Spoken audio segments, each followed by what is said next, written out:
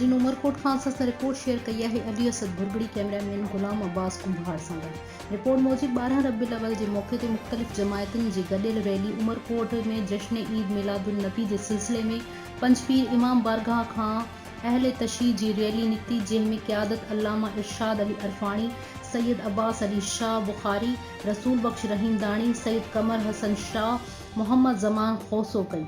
Rally कारूंझर चौक Samad market खां थींदी city heart hotel वटि पहुती, जिते जश्न ईद मिलादुन नबी सल्लल्लाहु अलैहि वसल्लम जे सिलसिले में अल्लामा इरशाद अली अरफाणी ऐं ॿियनि ख़िताब कयो, जंहिंमें ज़िला इंतिज़ामिया जो भरपूर ताउन रहियो।